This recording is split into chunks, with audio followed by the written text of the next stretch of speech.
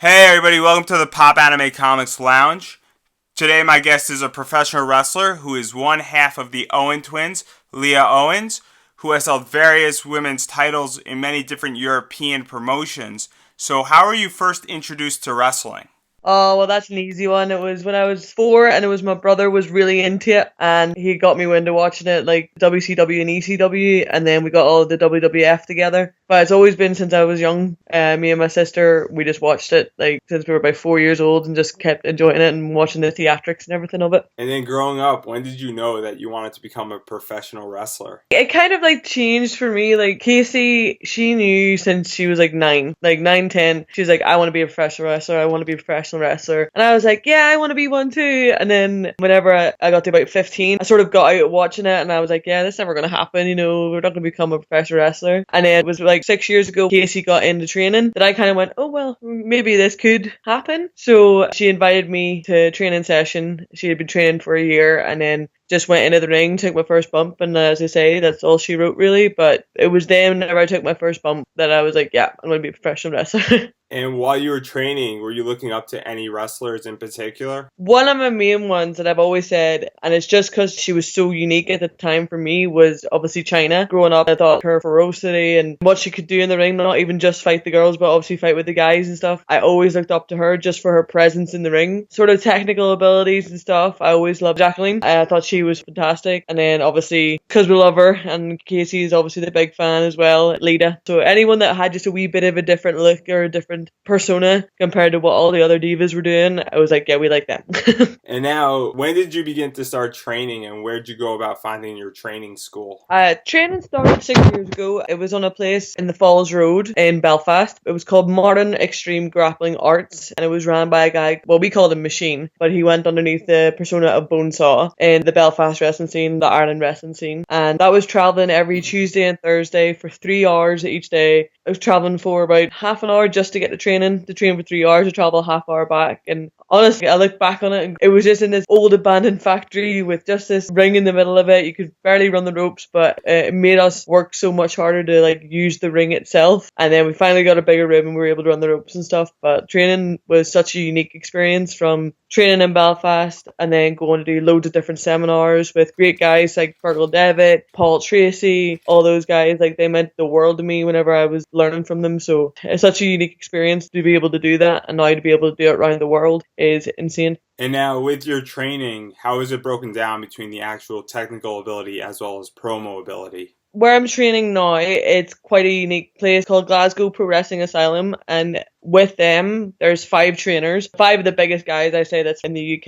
There's Jack Jester, BT Gunn, Wolfgang, Red Lightning, obviously Lionheart, and every one of them help from selling to doing matches to doing whatever technical ability and stuff. So we've got all their unique input while you might just be doing a bump. Take a bump, but we need you to sell it. And then so that's all broken down at that point. And then the other times it'll be we do promo work. It's sort of like every week one guy will just sort of take over because we're really good at doing promos, such as Red Lightning or Andy. He's fantastic at promos, so he's always like, let's do the promos, let's work on the selling. And you have like BT Gunn, who's one of the best technical wrestlers in the UK. So his mind for psychology of matches, you really like focus with him. But all what they do is they try and incorporate it, training as a whole. It's quite evenly broken down. I find I learn better with them. So being able to do it together is a whole lot easier than separately. And now let's talk about how you first came into the business. In 2011, you debuted at a joint event, Fight Factory Pro Wrestling and Union of European Wrestling Alliances. How did you get booked for this promotion? Me and Casey had joined with Fergal Devitt training seminar around that time because we were down there and we really kicked ass and really tried to focus on the training and show what we could do. They were like, well, we've seen what you can do and we're impressed, so we're going to grab you and take you and see what you can do in the ring in an actual show. And I was like, okay, let's do this. Just get thrown in the deep end. I think I'd only been training a year at the most, I think. So it was really down to the guys at Fight Factory, such as Paul Tracy. And how did you feel about going into your first match where you were wrestling guys? I was petrified because obviously it's the first match. You're worrying that you're going to forget something and whatever else. But going in, I knew I was in safe hands, and I knew the guys would look after me. And if I forgot anything, I knew they'd be able to help me with it. So that kind of outweighed the nerves once I managed to calm myself down a bit. So it was intense, petrifying, and fun all at the same time.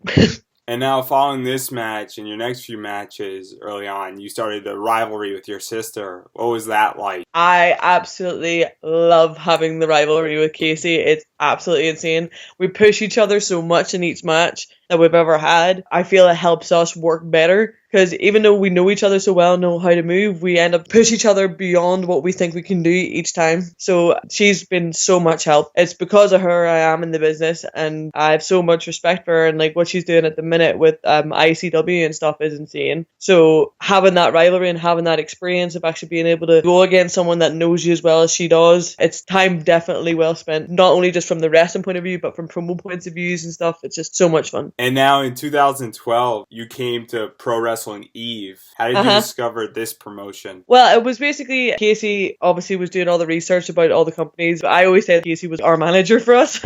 She was always going out and making our promo packs and just sending out all the companies in England. And then it was Dan Reed came to us and went, oh, well, this is going to be such a unique thing, you know, twins versus twins. We'll have these against the Blossom twins. Funny fact about that, though, that match was actually the first time we'd ever tagged together against another female tag team. So, like, that was the first time we tied together because we've been so used to doing just a rivalry with each other in Ireland because we're the two only female wrestlers out there at that point, that whenever we actually got to wrestle another set of twins, being the Blossom twins, it was so much fun and I learned so much from it. But it was basically Kelly was sending out our promo packs and Dan Reed, the promoter, just got back and went, yeah, this is going to be such a great thing, and then we'll do that. And obviously, it was extraordinarily unique. Two twins facing each other in a match. Right. How did you feel that the crowd reacted to it? The crowd were so hot for it. They were just constantly screaming out throughout the whole thing. Obviously, the Blossoms were absolutely over. Like, they were the big face tag team. And obviously, me and Casey were, like, really not well known at that point. So the crowd were really hot for the Blossoms. But I think they were really taken aback as well with seeing what Casey and I could do. So with having the dynamic of our hardcore rough style against the Blossoms, you know, polished babyface style, I think the fans absolutely loved it. I think that was the first time I really felt heat from the fans. Like, they absolutely hated me and I loved it. It just made the match feel like, yes, this is something that we want to do. And also in this promotion, you faced BT Noor and Viper, as well as Aisha Ray and Rhea O'Reilly. What was it like working with these tag teams? They're so unique. With Rhea, I've always had so much respect for her because obviously she's from Ireland as well, so like we've got that in common. Her and Aisha Ray are a fantastic tag team together. They're so funny. They're so intense, but they can have a laugh with the crowd, be it heel or being face. At the time they were being heel and they were like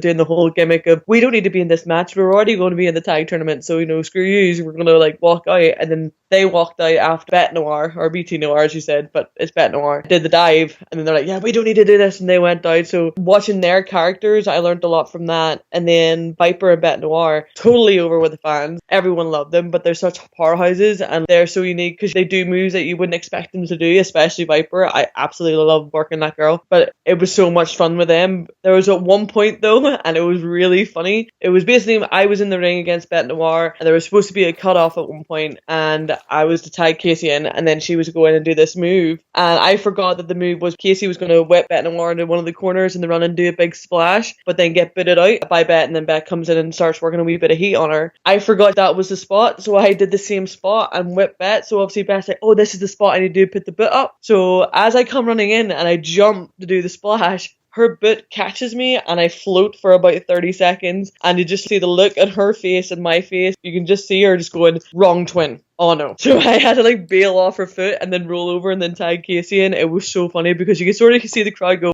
uh-oh, something's happened here. We managed to cover it up after that, but it was a lot of fun like with them because we just had a laugh with it and just rolled with it. And from the characters from Rhea, Riley and Aisha, and then having the powerhouses of Viper and Bet come in, I learned so much. Every match I go into, I take something from it and I learn something from it. And it's the same with Casey, she does the same thing. So we learned a lot for doing three-way tag match like that. And now in 2013 with Pro Wrestling Eve, you were in the tag team title tournaments. How did that opportunity come about?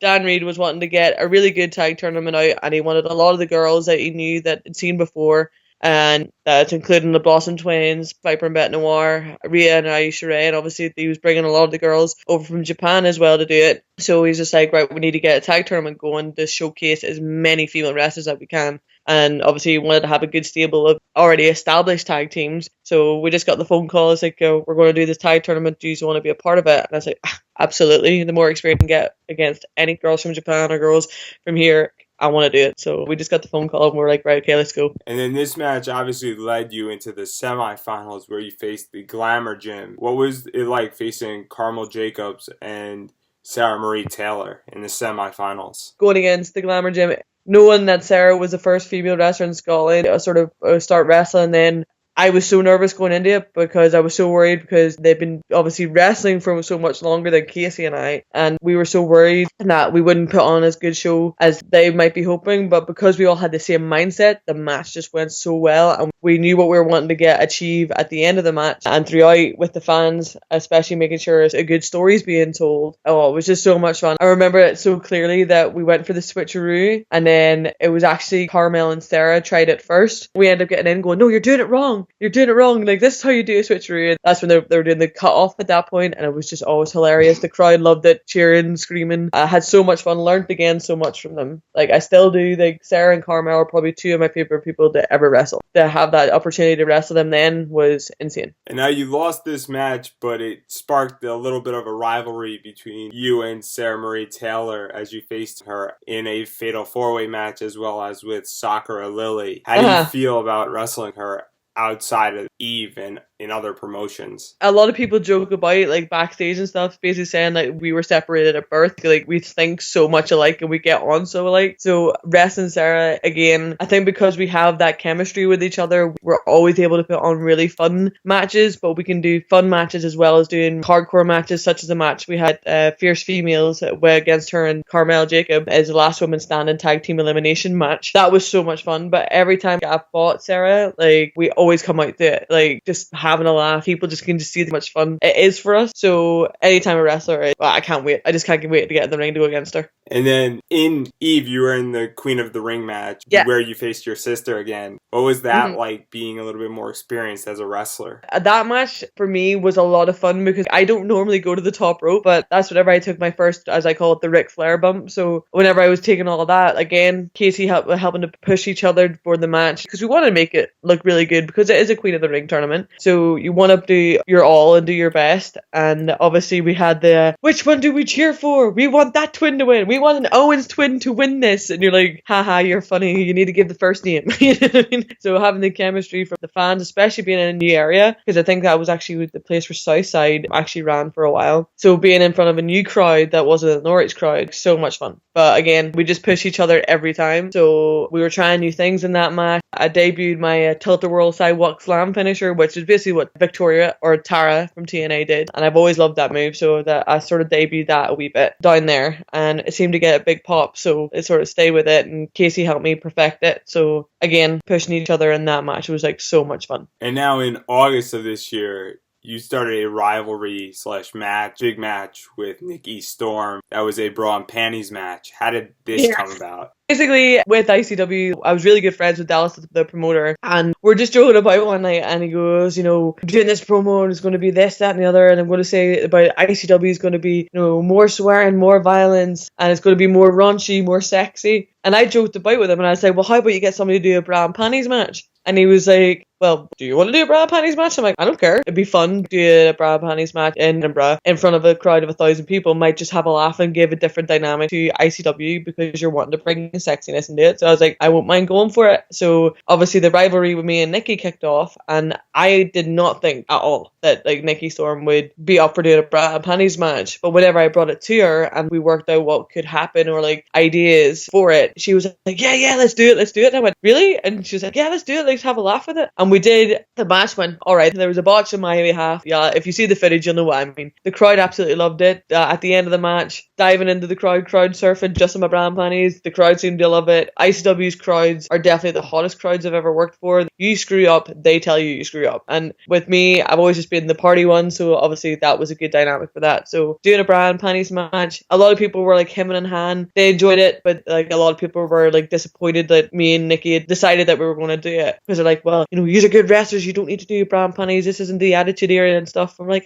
but like, just a bit of a laugh. You've got Carmel and Keely doing a hardcore match later on in the card, so why not have something a bit more fun before that, just to get the crowd up, get ready for Carmel and Keely. It was just a laugh. And the build up to this match, the two of you responded with videos against each other. How much fun did you have making those videos back and forth? That was so much fun because that was the real first time that I really started working with promos and really using them to engage with the crowd and engage and create a whole storyline. So being able to do that with Nikki Storm along with Carmella Jacob is like one of the best talkers in the UK, maybe even Europe, maybe even the world, because, you know, as Nikki Storm says, she's the best in the galaxy. But to be able to do that and get tips from her as well as Mark Dallas, it was a lot of fun. I learned a lot with it. But the video that I shot whenever it was shot in the garage and then I come out of the crowd and hit Nikki Storm with a forearm, we have a wee bit of a brawl. That promo was actually shot in one take. And I was standing in the room just with Dallas, but I also had a BBC TV crew filming me, filming a promo. So there was a lot of pressure on that. So the fact that I was able to do it one take was a big deal for me. But the whole package coming together with the backwards and forwards, I think, sort of gave the match a bit more cred than it just being a bra and panties match. So it gave two different dynamics, which I like. And now, following this match, you wrestled in Japan against Hikaru Shida and Tsukasa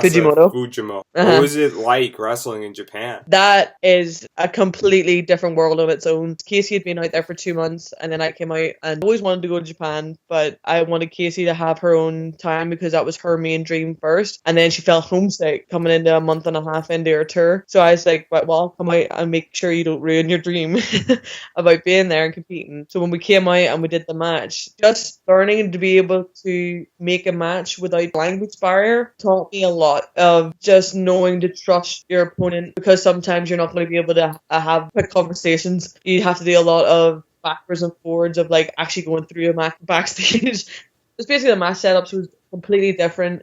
Shida was really good. She knew more English than Fujimoto, so she was able to help come up with matches and then translate it to the girls that we were doing like going against. So that was a completely unique experience. Learned that they hit really hard over there. I think there's actually one video you can see I'm getting the soccer kick, as I call it, that Fujimoto does, in the back 3 times, and then she runs off the ropes and comes and just cracks you in the chest. I just remember sitting in Casey obviously had it done for 2 months before I'd shown up, and she just looked at me and went, good luck. So I learned that I can actually take a harder hit than I expect sometimes. In returning back home to the UK, did you incorporate any Japanese style into your style of wrestling? I took a lot from Japan. I enjoyed wrestling a Japanese style over there and obviously putting a bit more of the British style in with what Kelly and I do. But for me, I'm definitely an American style based wrestler. So I did take a lot from it, like just how they might sell things. But I don't think my style changed too much. I'm quite stubborn like that. If I know a style that I like to do, I'll just stick with that style. But I'll always work with people. Like in RCW, whenever I was against Shida in Barcelona, we worked with her Japanese style as well as my style, which I think made a really good few matches we've done. So if needs be, I'll bring out the Japanese, but I tended to stick to my style. And now in 2014, you wrestled Carmel Jacob, Nikki Storm, and Sarah Marie Taylor. Again, how was wrestling them later on in your career different than when you wrestled them earlier in your career? Wrestle them earlier in my career, I was so worried because I knew about they're such good wrestlers and they're so much fun to work and stuff. Now, later on, actually getting to wrestle with them, I felt a bit more confident coming up with ideas with them and stuff, and they were like completely open-minded about it. Nikki was fantastic because, you know, I have a lot of respect for Nikki because her view on wrestling is so unique to her that I like listen to what she does. Same with Carmel, same with Sarah. So the fact that my confidence has grown as a wrestler itself meant that I felt more confident to say, like, I want to try this, can we try this? Or like, we'll go a bit longer this time rather than just doing 8 to 10, let's maybe go 10 to 12 because I've got a bit more confidence, you know, what I'm doing, and let's try different wee things. And definitely I owe it a lot to the girls that I've wrestled in the UK, how confident I've got in my wrestling abilities, because I'm quite hard on myself after matches. If I feel like a match didn't go as well as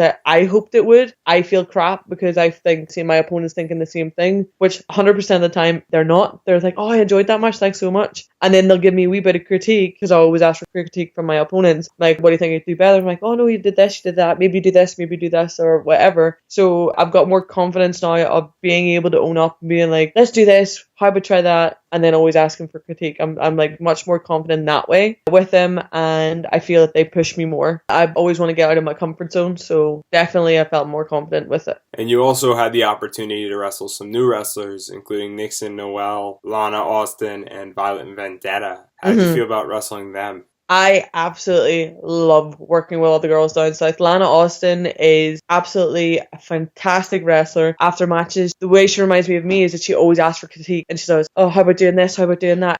I'm glad Nixon's getting the push that she is, because she is a unique style to her, especially with going against the guys a lot. She reminds me a wee bit of like a Welsh version of Kimberly. She's not afraid to go for it. Violent Vendetta, absolutely unique character. You know, that's what we've been needing. Good ass pinup girl or a badass pinup girl. She'll bring it out. And her unique style of just being so overly sexy and using that in the ring made me realize, oh, well, that's a new style I've not really seen. Like, fantastic wrestler, but her character is out of this world. She gets over whether she's heel or face with all the fans. So being able to see those dynamics from each of those girls, again, has helped me grow, especially with my characters. If I'm heel or face against them, it's made me work a wee bit harder, maybe change a wee bit and adapt to what they want to do. So again, any match I go into, I always take something from it.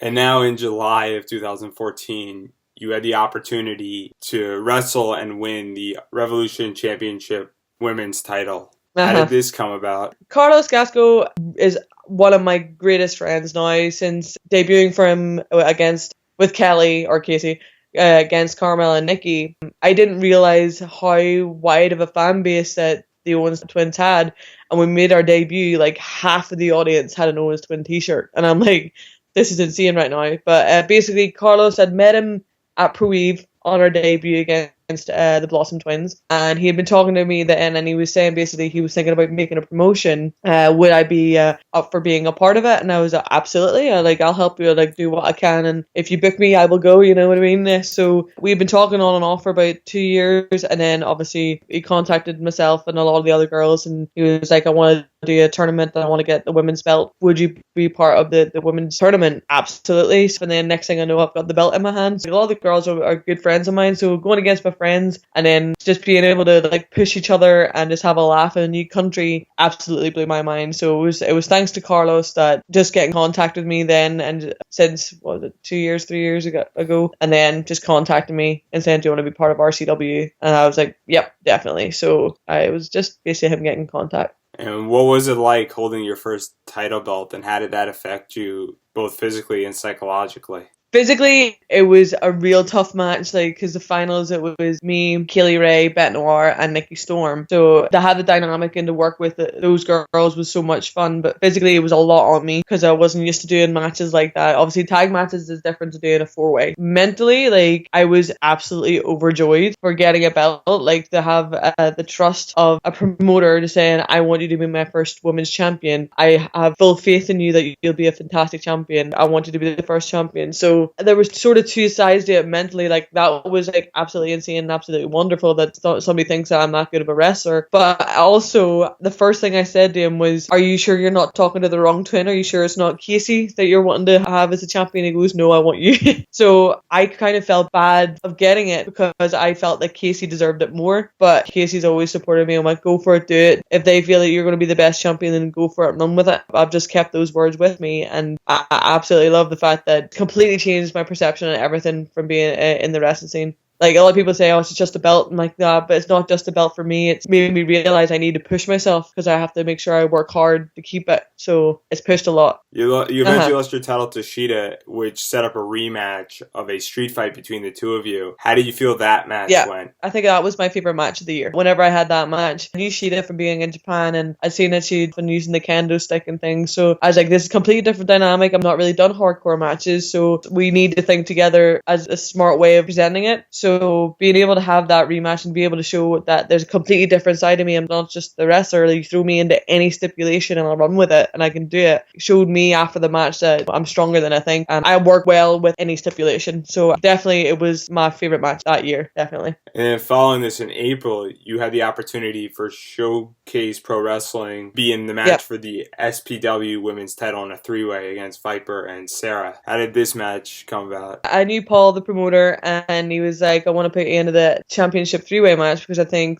you all have a different fun characters, and I think it'd be a unique thing to do it as a hardcore triangle match. And I was like, all right, well, that's cool. Let's do that. So I think because I'm not scared of doing hardcore matches now and taking things to the outside, a lot of people are starting to use that. But that just came about with Paul just saying, I want to do something unique and I want to show the crowd there, the fans in that area, that women's wrestling isn't just about like drop kicks and, drop toe holds. Like, women can wrestle and throw them in any stipulation and they'll show you they can do it. So being able to do the triangle match like that, hardcore match like that, was a lot of fun. And then after this match in May, you had a successful title defense against Kaylee Ray. How did you feel about this match going down and the outcome as well as the crowd reaction to it? That match, I've actually got it on my phone. Like, Carlos was really nice to send it to me so I could watch it back and learn from it. That match was probably the most nervous I've ever been. Not just because I was defending my title in one of my favorite places in Barcelona, but I was defending against one of my good friends, and I think she's the icon for British wrestling right now, Kaylee Ray, because she not only can do hardcore, she can go from hardcore to technical to high fly to whatever you put her in. Like, she does it so well, and the psychology that girl has for matches is insane. So I was so worried that I was going to look really crap next to her, but a lot of the fans loved it, and they said, like, you have nothing to worry about. And that's why Carlos keeps doing this to me. He keeps putting me in matches against people that I don't think I should be in the ring with sometimes, and he goes, you've got to realize the reason I'm doing this is that you are a good wrestler and I want you to know that you are and prove to yourself that you are. And having that match and having the interferences with the Glamour Gym, Carmel and Sarah, brought a whole new dynamic to it, and I'll watch it like once every month because I just love rewatching it and just seeing how the crowd reacted. Like, the crowd over there absolutely loves the Owens twins, so they were right behind us. Yeah, it was my most nervous I've ever been, and at the end of the match I remember walking back, giving Carlos a hug saying thank you, running in and crying in Kaylee's shoulders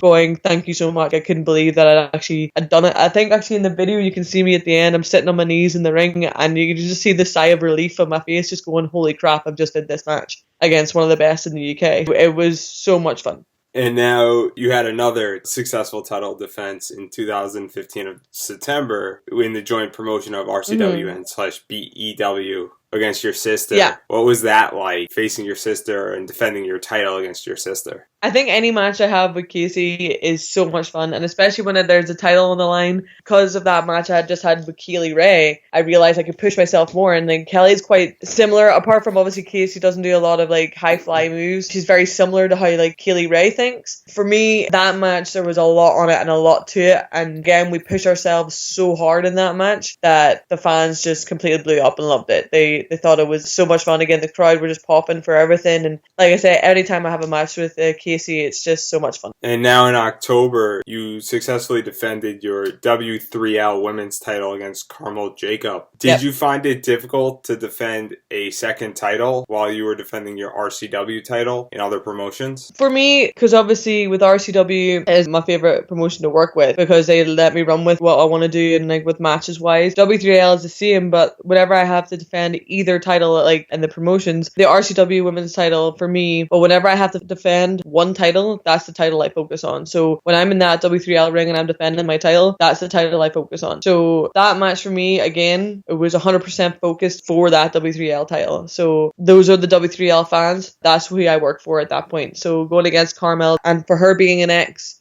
W3L women's champion, it was a good back and forward match, that one, and I really enjoyed it too. And do you feel that in the various promotions that you worked in, that each one has a certain style of wrestling that they prefer you to use and adapt to? Not necessarily. Like a lot of the promotions, when I was working with ICW, obviously it's an over 18s crowd. Anywhere that is an over 18s crowd, my adaptability to it is maybe just show a wee bit more, do a wee bit more, like get the fans like involved, make it a bit more real. The over 18 fan knows their smart marks, so like obviously they're going to be watching. If they see you slip up, they're going to tell you, that kind of thing. Whereas with like family crowds and different promotions that do family shows such as W3L, PBW, BCW, that's a complete different ballgame. So obviously some of the stuff I do in an over 18s crowd I cannot do in a family crowd. So especially because it's kids, you can't do anything that you do in an over 18s crowd there because it will freak the kids out. But as long as you keep the kids involved and really get them engrossed and use psychology really well, my wrestling style does change in that sense, my like adaptability with that way, but I wouldn't say it changes too much because obviously it's the way I wrestle is like obviously how the kids see it done in WWE. So with that, I might do a bit more gimmicky stuff and like have the kids involved, whereas over 18s it's really like go for it, hardcore, hit it. I'd say probably. And now you've been wrestling for 5-6 years. What advice do you have for people who want to get into the wrestling industry? Have a thick skin. So that's probably the first thing, is have a thick skin. Don't believe everything you hear. Focus on wrestling, especially women wrestlers. I always say, I used to have a reputation and stuff. I've always put my hands up and like dealt with it and told everyone, like, you know, slag me off wherever you want, but like, you know, I'll own that. But I will always say to the girls, work 110%. I've just taken a break out from training for 4 months just due to personal reasons. But whenever I go back to training, it's going to be 100% hardcore. Hit it in the gym. It's not just a weekend of shows. You have to live the life of a wrestler. If you want to be a wrestler and you want to make it far, focus on it. Don't just go to training. Go to the gym. Go to training. Watch wrestling at home. Get decent gear. Look the part of a wrestler. Don't think you can just show up and wear, you know, tracky bottoms. I love the Bucky boys. I'm not getting at them, but I'm just saying in general, like when you get into the business, make sure you have good gear, good boots, lift as much as you can. So just have a thick skin. Don't believe everything you hear. Focus 100% in the gym and training. Watch as much as you can and enjoy it. Finally, do you have anything you'd like to promote? Website, Facebook, merchandise, matches, Twitter? Merchandise will be getting made very soon, so keep an eye out on that on my Leah Owens page just on Facebook. There's Instagram, just again, look up Leah Owens. My Twitter is Leah_Owens1. I'm always on that, but I've also got the Owens Twins one, which is connected to it, so you'll be able to find it. Just on Facebook, just look me up. It's Leah Owens. You'll find me. Thank you for listening to this week's episode, and as always, you can subscribe to this podcast on iTunes, Stitcher, and SoundCloud, and anywhere else where you listen to your podcasts. And in the meanwhile, while you wait for next week's episode, you can follow us on Twitter at Popanimecomics, as well as check out our website, Popanimecomics.com, for articles relating to anime, comics, and wrestling. I hope to see you as a subscriber on this podcast. Follow me on Twitter and check out my website. Until next week, everybody, have a wonderful week.